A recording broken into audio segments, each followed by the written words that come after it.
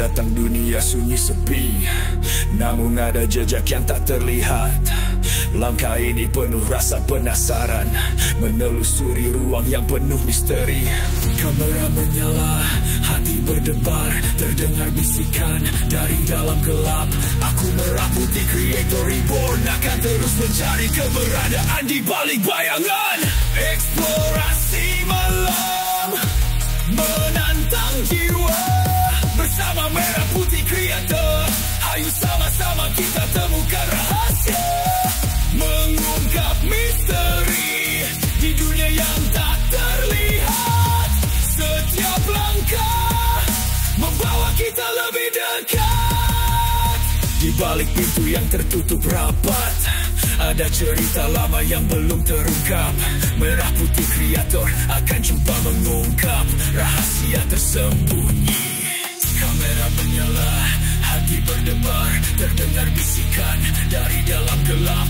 Aku Merah Putih Creator Reborn, mencari kebenaran di balik bayangan. Eksplorasi malam menantang jiwa, kita temukan rahasia, mengungkap misteri di dunia yang tak terlihat. Setiap langkah membawa kita lebih dekat. Assalamualaikum warahmatullahi wabarakatuh. Balik lagi dengan kami dari channel Merah Putih Creator. Oke, pada video kali ini kembali kita di segmen podcast misteri, yang dimana di sebelah kita ini sudah ada narasumber yang bernama Kak Dedi, yang akan berbagi beberapa kisah pengalaman horor yang pernah Kak Dedi ini alami. Nah, mungkin mulai dari mana nih Kak Dedi nih cerita horornya nih? Untuk pertama kali untuk mengalami kisah-kisah seperti itu di sekitar tahun 2001. Jadi pada saat itu zaman-zaman tamat-tamat sekolah. SMP apa SMA? SMA. Oh, SMA. Zaman tamat sekolah. Jadi kami dulu suka main di daerah Merah Mata namanya. Oh, di Palembang ya? Ya, di Palembang, di daerah Merah Mata. Jadi di situ terkenal karena di situ angkot aja nggak ada. Oh, di tahun itu? Di tahun itu angkot aja nggak ada. Jadi angkutan kalau warga mau ke daerah itu masih menggunakan menunggu mobil-mobil truk lewat atau becak. Jadi pada saat kami masuk di situ sudah sering diingatkan sama warga-warga di sana, banyak titik-titik yang ekstrim. Jadi ada dua titik ekstrim. Satu itu di daerah Pipa namanya. Di daerah Pipa itu ada kumpulan anjing-anjing. Setiap lewat di situ pasti anjing-anjing. Gerombolan gitu? Gerombolan. Nah, lewat lagi dari itu di daerah Merah Mata itu kumpulan kucing. Ada kuburan di sana, kumpulan kucing. Jadi sering diingatkan di situ. Warga-warga di sana itu pada saat mereka bermotor keluar atau masuk ke arah Mata Merah itu ada yang menumpang. Jadi ada yang menumpang minta ikut motor itu untuk keluar.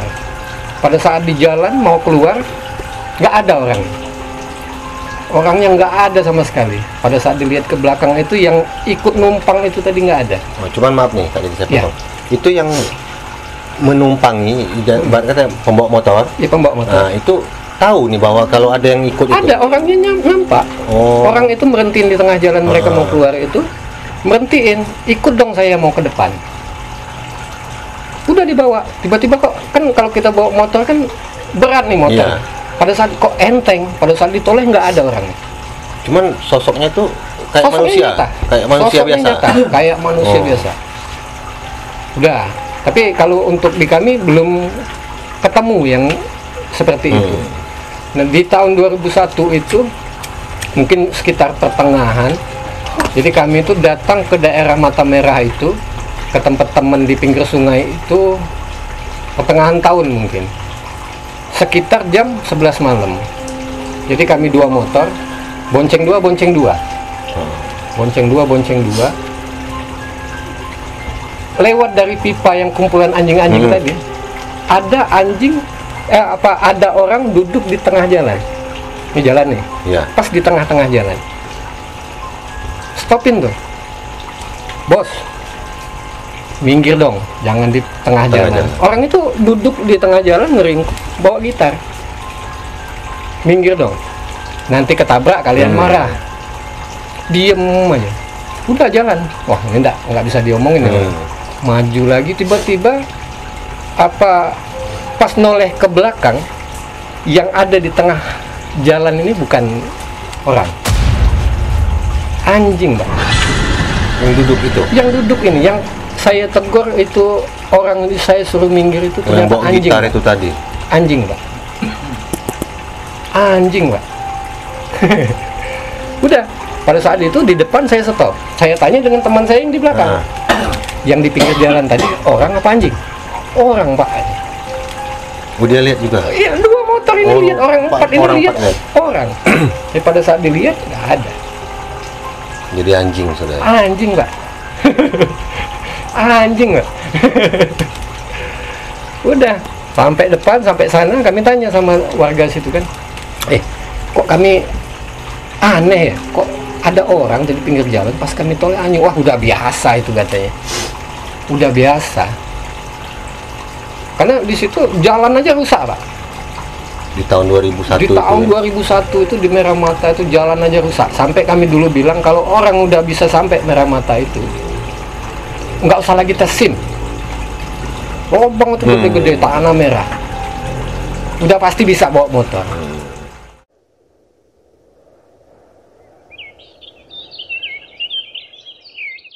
Udah kelang 2 bulan kalau nggak salah, jalan pulang. Kalau yang tadi jalan pergi.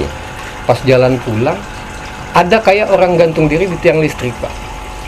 Berdua tadi kemarin, kayak orang gantung diri. Wih, itu orang gantung diri atau bukan?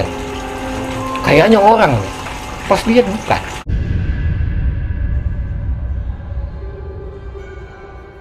Bukan, Pak. Ranting, Pak. Sampai di stop di situ ranting, Pak. Yang tergantung di tiang listrik itu? Di tiang listrik itu. Tapi kalau sekarang udah agak lumayan ya di situ karena udah banyak perumahan. Iya. Kalau dulu masih Kalau dulu rumah itu udah jarang-jarang. Untuk kiri kanan jalan apa kira-kira, Bang? Lebih banyak di Ilalang, Pak. Ilalang ya? Nah, jadi di situ dulu tempatnya begal-begal. Oh. Jadi kalau orang yang nggak pernah main di situ rata-rata kalau malam itu dibegal, Pak. Kita berani masuk situ karena banyak teman. Kedua, kita dikasih kode. Jadi kalau masuk sana disuruh ngidupin sen kanan, Pak. Oh, jadi orang nggak tahu. diganggu orang, Pak. Nggak diganggu orang. Nah, untuk kira-kira nih kan mungkin pengalaman Mas Dedi ini kan lumayan banyak nih. Ya. Kira-kira ada lagi nggak nih pengalaman Mas Dedi? Pengalaman yang kayak mana nih? Kira-kira nih yang sampai dapat gangguan atau seperti ada penampakan atau apa kira-kira? Kalau yang penampakan secara langsung itu hanya 1 kali, Pak, ya, yang nampak benar-benar nyampak ya. Yang istilahnya bukan di luar imajinasi. Jadi malam habis kami ngumpul-ngumpul, apa ya? Kami tuh tidur, Pak. Kami tuh tidur di rumah temen ini tadi, tidur. Pada saat tidur, lampu ini kan mati, Pak. Iya. Lampu dimatiin semua, Pak. Jam 1 atau jam 2 sekitar itu, saya kebangun. Dingin banget seluruh badan nih. Ya ampun, sampai ke tulang dinginnya. Saya lihat, jendela itu nggak ketutup, Pak. Jendela itu nggak ketutup. Kebetulan di belakang jendela itu hutan, Pak. Hutan Telkom namanya. Hutan Telkom. Oh, ini dingin ini gara-gara yang ada di pikiran saya saat itu. Dingin ini karena jendelanya nggak ketutup, Pak. Jadi saya mau turun, mau nutup jendela itu, persis di depan saya, Pak. Persis di depan saya itu pocong, Pak. Dibungkus kayak jenazah, tapi mukanya nggak ketutup. Mukanya nggak ketutup, matanya merah, Pak. Melotot ke arah saya. Ya karena saya salah satu mungkin orang yang kurang percaya dengan adanya penampakan itu. Imajinasi saya bermain itu bukan pocong, Pak. Teman-teman saya ini yang mau jahilin saya. Teman-teman saya yang mau jahilin. Udahlah, aku bilang, udahlah, mau nakut-nakutin aku takut juga enggak. Ngapain nakut-nakutin aku? Diem, nggak ada respon lagi, mata masih melotot. Udahlah, aku bilang, yang ada bayangan aku itu pasti temen pakai apa kayak ya. Apa sarung atau apa kan? Tapi kok ini matanya melotot. Aku, udahlah, aku bilang, nggak usah nakut-nakutin aku lagi. Aku takut juga enggak, percuma, nggak ada juga kalian. Aku takut juga nggak ada respon, Pak. Kok mata masih melotot? Jadi aku nih marah, Pak. Karena yang masih ada di pikiran aku tuh itu teman-teman aku, Pak. Aku marah, aku pukul, Pak. Wah, kalian ini macem-macem. Aku pukul, hilang, Pak. Sosok pocong. Hilang sosok pocong yang melotot nih tadi, Pak. Yang si mata merah ini hilang, Pak. Nggak ada sama sekali. Aduh, kok hilang? Aku pikir, kok hilang? Ah, ini pasti teman-teman. Aku lihat yang di bawah aku ini cuma satu orang, Pak. Dan nggak ada media apa sarung apa gitu. Tidur nyenyak, Pak. Teman aku yang dua di sebelah sana, Pak, di bawah kaki. Posisi pocong sebelah kanan saya, Pak. Ini tempat tidur, pocong di sebelah sini. Teman saya ada satu situ, tapi tidurnya nyenyak, nggak ada sama sekali. Mereka apa? Ada sarung? Nggak ada pergerakan kaki. Nggak ada pergerakan kaki sama sekali. Nggak ada pergerakan sama sekali. Bah, ini beneran pocong apa ya? Dah, jangan nyariin kerjaan, tidur, Pak. Entah tidur, entah pingsan, nggak tahu ya. Entah tidur, entah pingsan, nggak tahu. Pas pagi, aku ceritain sama temen yang punya rumah. Ah, udah nggak aneh lagi tuh katanya. Udah sering di sini. Ternyata di rumah itu ada bapaknya temen yang punya rumah ini. Memang ditaruh di situ, Pak. Ada dua. Ada dua untuk menjaga rumah. Oh, dua makhluk baru. Dua makhluk untuk menjaga rumah ini biar jangan diganggu orang. Tapi satu di dalam, satu tuh di depan pintu luar, Pak. Nggak ada ini orang lihat pocong aja. Ada bisa jadi berbentuk lain-lain, sosok-sosok lain. Aku tanya, bukan dari hutan belakang? Bukan, katanya. Memang punya bapak. Makanya aku ketawa. Itu, Pak. Terus kira-kira ada lagi, Mas Dedi ini, Pak Dedi? Yang seputar masih horor. Ya, yang masih horor. Yang seputar horor mungkin kita kupas di 2005, Pak. 2005 atau 2006 ya, sekitar itu. Saya lupa pastinya, sekitar 2005 atau 2006. Jadi 2004 saya berangkat, Pak, Pekanbaru, Pak.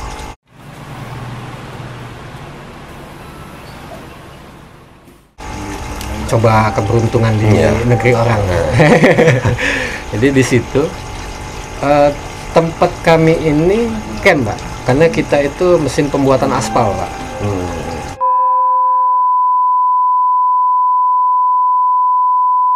Ini itu di dalam hutan, Pak, posisi site-nya itu ya. Site-nya ini di dalam hutan. Untuk ketemu dari tempat kita ini, ketemu rumah warga itu paling dekat 2 kilo, Pak. Paling dekat. Jadi kiri kanan kita ini, sebelah kiri kita hutan, sebelah kanan hutan, sebelah depan hutan, belakang sungai, Pak. Jadi memang terisolasi, nggak ada sama sekali dengan warga, Pak. Interaksi dengan warga. Interaksi dengan warga.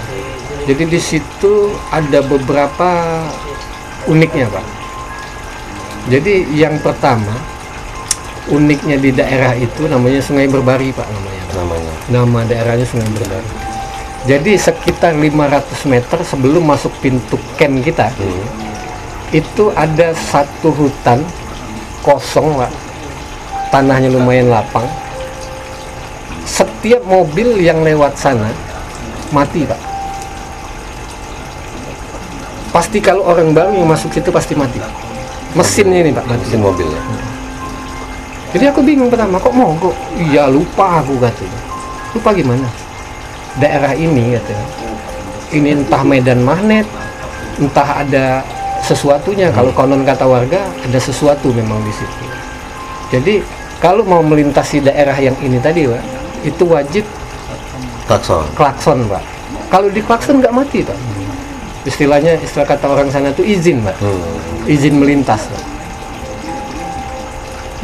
pasti. Kalau saya kadang pura-pura nggak ngidupin klakson, memang pengen nguji apa memang benar, mati Pak. Mesin mobil itu pasti mati.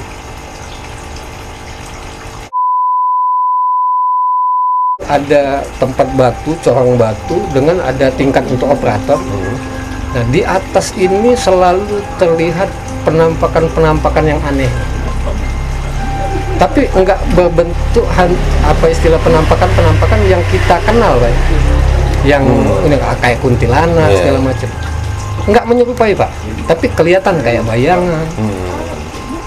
Ada istilah tuh orang lagi jalan di atas kayak sekelebat gitu. Sekelebat kayak gitu. Tapi nyata kayak ada orang jalan ya. Tapi bentuknya nggak ada yang nyata, Pak. Jadi sempat saya tanya di situ, iyalah katanya. Ini kan bebasin hutan ini dulu ada acara potong sapi, Pak. Potong sapi. Nah, dulu yang punya usaha ini itu janjinya setiap tahun akan dipotongkan sapi, Pak. Nah, pada saat itu ternyata realisasi hanya 1 tahun atau 2 tahun, Pak. Yang terrealisasi. Pemotongan realisasi, Pak. Nah, setelah itu nggak ada lagi, Pak. Makanya setelah nggak ada upacara-upacara ini, disitulah banyak penampakan. Yang paling ekstrim itu bukan saya tapi ya, teman camp saya. Kami lagi nonton bola, Pak. Jadi ini kan camp, kamar. Kami nonton bola di sini. Tiba-tiba temen yang di camp kami sebelah, di kamar sebelah, tiba-tiba jalan, Pak.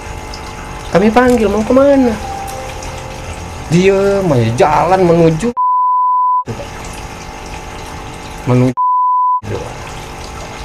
Kami susul, kenapa nih? Tegur dia, aja menung. Dipanggil nggak nyaut, udah kami panggil, ada yang tetua di situ ya, orang yang kami tua kan. Kami bacain lah 3 kul itu, kulhu, al-falaq sama anas. Kami bacain, sadar Pak dia. Kami tanya, kenapa nih? Kenapa? Nggak tahu katanya. Emang kenapa aku di sini? Dia malah nggak tahu. Dia nggak sadar, Pak. Dia jalan ke sana itu nggak tahu. Saya ingat aku, katanya aku tuh tidur, tapi tiba-tiba di dalam mimpi aku tuh ada yang ngajak aku jalan. Oh, ini saya kalau cerita merinding. Ada yang ngajak aku jalan ke sana, tapi itu bukan di kisah nyatanya, itu di mimpi aku katanya. Dia nggak sadar jalan itu, jadi mimpi dia itu jadi nyata, Pak. Yang menurut dia itu mimpi, itu nyata. Dah selesai kisah itu kan. Jadi kami pindah, ada paket di tempat lain di kilo 55 kalau nggak salah, di kilo 55. Nah, di kilo 55 itu teman saya ini baru nikah, Pak. Teman saya ini baru nikah. Jadi dia nggak mau ngikut kami di camp karena udah nikah, kan ada istrinya. Dia ngontrak sendiri rumah di depan lorong sebelum camp kami, Pak. Di rumah itu udah lama kosong, tapi karena ya nama tempat camp ya itu jauh dari pemukiman, Pak. Tapi nggak se-ekstrim yang di tempat yang tadi ya. Jadi sewa rumah di sana, dipaksa rumah kosong itu dibersihin, disewa di sana. Disewa di sana. Ternyata setelah ditunggu, Pak, wah itu luar biasa, Pak. Lebih gila lagi gangguannya itu. Jadi kamar dia tuh ada 2 pintu masuk, kamar, dapur, tempat mandinya aja pakai kayak di dusun masih, Pak. Iya. Masih pakai apa, ditutup sama kain terpal, masih pakai kemben. Setiap hari spot pertamanya itu di kamar, Pak. Setiap hari suara-suara aneh keluar dari kamar ini, Pak. Yang suara kayak apa barang jatuh segala macam. Jadi kebetulan teman saya ini agamanya kuat, Pak. Taatlah dalam agama. Jadi kamar yang tempat apa suara-suara ini timbul itu, Pak, yang banyak gangguan ini dipakai sholat sama dia, Pak. Dipakai sholat tiap hari, diazanin, Pak. Hilang di kamar yang satu ini, hilang, Pak. Pindah ke dapur, Pak. Suara-suara gangguan itu. Suara gangguan itu pindah ke dapur, Pak. Yang di dapur ini malah lebih ekstrim, nampakin diri, Pak. Nampakin diri, Pak. udah berapa kali istri suaminya itu ada orang di dapur itu dikejar sama dia, nggak ada. Kenapa ya katanya? Aku tadi ngeliat orang situ, kata istrinya. Enggak ada. Aku tadi tuh ini katanya ngejar ada tikus ya. Karena takut istrinya ini takut, lebih takut iya. ya. Aku lihat tikus katanya yang aku lihat itu. Udah makin hari Pak, jadi dipakai azan terus sama temen ini. Yang di dapur Iya. itu dia. Dipakai azan terus, pindah lagi ke ruang tamu Pak. Gangguan itu. Iya gangguannya. Jadi setiap di mana tempat yang disolatin, yang diazanin, pindah lagi Pak dia Pak, spotnya. Dalam artian logika kita berjalan nih memang ada nih, ada makhluk di sana yang mengganggu. Suatu saat kami lagi main, kebetulan ada acara di camp kami yang mengharuskan si suami teman saya ini tadi harus di camp Pak malam itu Pak, karena ada acara Pak. Istrinya di rumah. Ternyata pada saat di rumah itu gangguan itu lebih banyak Pak. Saat suaminya nggak ada nih. Saat suaminya nggak ada, gangguan itu lebih banyak Pak. Dengan memberanikan diri sekitar jam 9 apa jam 10 malam, istrinya tahan jalan kaki Pak ke camp kami itu Pak. Kondisi ke camp itu sekitar hampir setengah kilo Pak. Oh, dari Dengan kondisi kontrakan hutan itu. kiri kanan Pak. Hutan kiri kanan, dipaksa jalan nih saking takutnya dia. Datang bilang ke aku, ke suaminya, aku nggak tahan, itu udah ekstrem banget kan suara-suara aja. Balik kan ya, nyuruh suaminya ini balik. Temanku ini tadi ngajak aku, karena aku yang seperti aku bilang tadi, aku sedikit banyak kurang percaya nih dengan hal-hal yang seperti ini. Kurang percaya dengan hal-hal seperti ini. Jadi aku inilah diajak saya ke rumah itu, ngobrol kami ini nggak ada gangguan sama sekali Pak. Saat datang itu. Iya, pada saat saya datang ke rumah itu nggak ada gangguan sama sekali. Tapi karena aku orangnya tertantang dengan hal-hal pengen lihat satu sisi, penasaran satu sisi ciptaan Tuhan yang satu ini yang mana sih, yang hobi nganggu ini yang mana sih. Jadi pada saat teman saya masuk, saya di ruang tamu sendirian, saya tantang Pak, mana nih kalian penunggu sini, kayak hebat banget nih ngangguin teman aku. Kalau memang kalian ada, nampak ini depan aku, jangan ganggu istri teman saya lagi sendirian. Aku bilang, ya kayak saya ngomel-ngomel sendiri, karena saya nggak percaya dengan adanya itu. Karena menurut kepercayaan saya, manusia ini diciptakan lebih tinggi derajatnya dari makhluk apapun Pak. Manusia ini diciptakan lebih tinggi derajatnya Pak, lebih tinggi, lebih sempurna Pak oleh Allah Subhanahu Wa Taala. Kenapa kita harus takut dengan hal-hal yang seperti ini Pak? Kita derajat lebih tinggi Pak. Jadi saya tantangin. Ada mungkin 15 menit, 20 menit nggak ada gangguan. Saya masuk ke kamar Pak, balik ke kamar depan, jadi kamar satu, kamar teman saya yang di sini. Kamar sebelahnya. Kamar sebelahnya. Masuk saya ke dalam kamar itu, baring. Jadi kamar ini nggak ada pintu Pak, jadi pakai hordeng aja, ditutup hordeng. Jadi balik lagi nih, aku masih penasaran kan, kok tadi kayak iya bener ngangguin teman tuh kan, istri teman tadi, kok didatangin nggak ada nih. Saya balik tantang, coba mana kalau memang kalian ada itu mana, tunjukin nih dengan saya di mana rupa kalian. Yuk kita ngobrol yuk. Tunjukin kalau memang kalian ada, tunjukin bahwa kalian ada. Kalau memang nggak mau nampak, kalau nggak mau nampakin diri, kasih saya kode yang bisa membuat saya percaya. Ternyata Pak, hordeng ini Pak kayak digeber-geber orang Pak. Kayak dimain-main. Gordeng pintu kamar nih. Waduh, saya lihat kan, wah memang beneran ada nih, aku bilang. Saya balik lagi karena saya nggak percaya ini bisa angin nih. Asumsi kita bisa angin. Asumsi saya masih bisa angin nih. Wah, kalau memang kalian bener ada, kasih contoh saya yang lebih ekstrim. Jadi pas saya mau tidur, persis di samping kuping sebelah kanan, saya balik tidur balik ke sebelah kanan. Pas di kuping sebelah kanan, Pak, katanya. Wah, itu seluruh bulu rumah itu berdiri, Pak.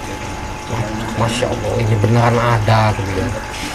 Ini beneran ada nih. Udah, aku nginiin.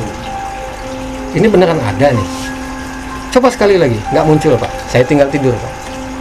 Besok pagi kebetulan kami itu ada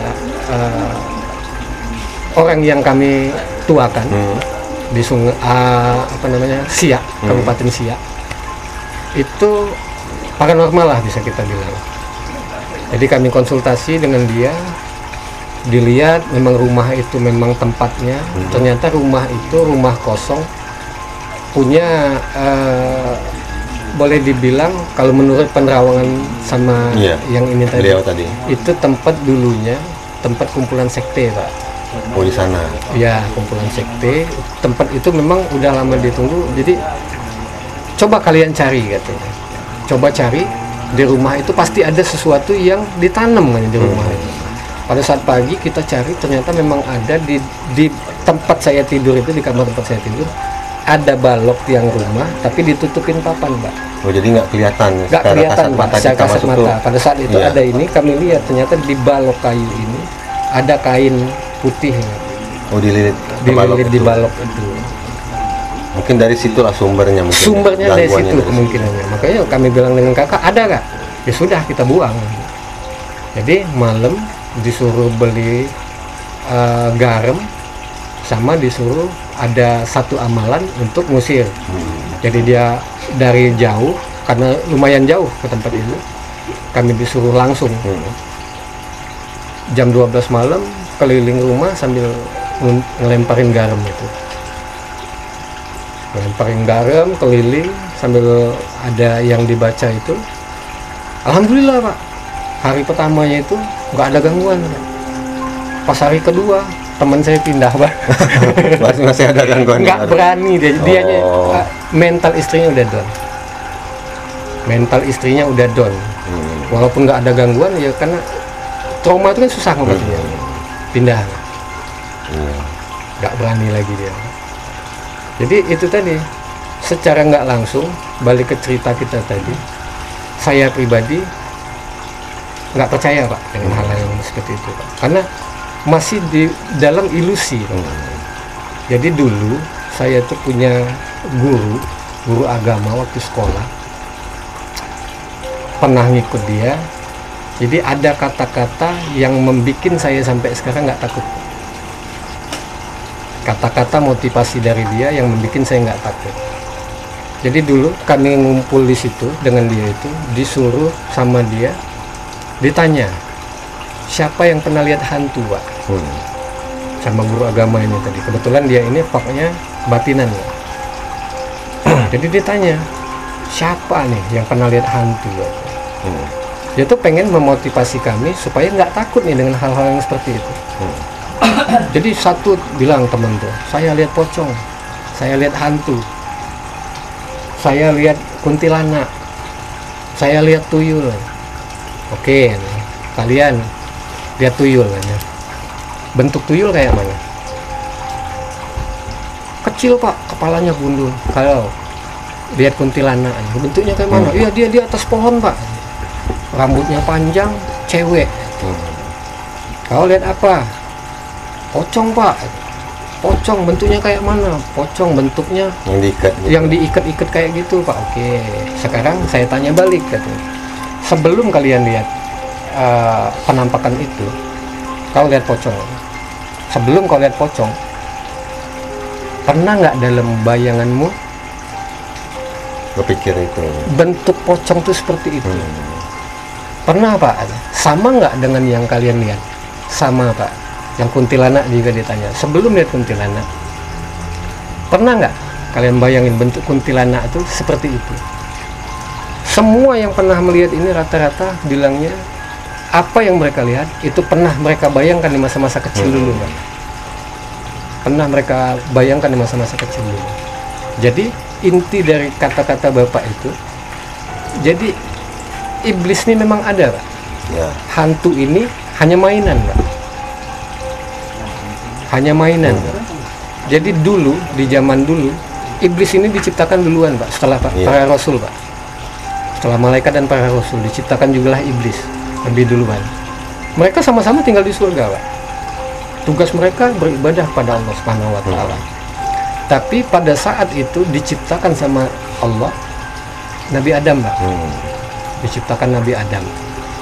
Si iblis ini nggak terima, Pak, karena dia diciptakan dari api, lebih sempurna dari yang lain. Iya. Jadi mereka bilang mereka nggak mau nih taat kepada Adam. Mereka keluar. Sebelum mereka keluar, mereka berjanji akan menggoda anak cucu Adam sampai akhir zaman. Jadi tugas mereka salah satunya menggoda anak cucu Adam. Nah, yang hantu-hantu ini ialah titisan-titisan dari iblis ini untuk menggoda Cucu-cucu iman, untuk menggoda ketahanan anak cucu Adam. Jadi pada saat yang nggak kuat, akan stres, akan mendatangin dukun untuk menggoda, Pak. Dikasih contoh sama Bapak itu. Pernah kalian lihat itu? Ini saya kasih contoh, ada 3 tempat nih. Kita Palembang, Bali, sama luar negeri, Pak, Amerika, Pak. Coba kalian tanya dengan orang-orang Bali, pernah nggak lihat kuntilanak? Nggak pernah, Pak, jawabannya. Orang Bali nggak percaya dengan kuntilanak, Pak. Mereka yang dilihat adalah Lea, Pak. Yang mereka lihat Lea, Pak. Begitupun sebaliknya, Pak. Orang kita Palembang, orang kita Sumatera, siapa yang pernah lihat Lea di Sumatera? Nggak ada, Pak. Nggak ada, Pak. Begitupun di Amerika, Pak. Di Amerika nggak pernah, Pak, nampak yang nama Lea, yang nama kuntilanak. Adanya vampir. Adanya vampir sama Dracula, Pak. Begitupun kita di Palembang dengan Bali, pernah ngelihat vampir, Dracula nggak ada. Jadi dalam artian kesimpulannya, setan ini tadi, Pak, itu tercipta dari imajinasi kita sendiri, Pak. Apa yang pernah tercipta dari imajinasi kita sendiri. Kenapa begitu? Seluruh orang rata-rata yang pernah melihat penampakan itu, sebelum mereka melihat itu ada dimensi itu pernah mereka membayangkan. Zaman kita kecil dulu kan, awas udah malam, apalagi dari nanti ada hantu, tontonan TV, tontonan TV. Seperti itu, Pak. Jadi tercipta dari ilusi kita sendiri, Pak. Itulah kira-kira. Jadi mungkin itulah pengalaman kita Kak Dedi seputar hal-hal goib itu. Oke lah, mungkin sekian ya Kak Dedi ya, cerita podcast kita pada episode kali ini. Jangan lupa terus support channel Merah Putih Kreator dengan cara like, comment, share, serta subscribe agar channel kami ini semakin maju dan berkembang. Sekali lagi kami ucapkan terima kasih ya Kak Dedi udah nyempatin waktunya untuk berbagi cerita ke viewer-viewer kita. Nantikan video kami selanjutnya. Assalamualaikum warahmatullahi wabarakatuh.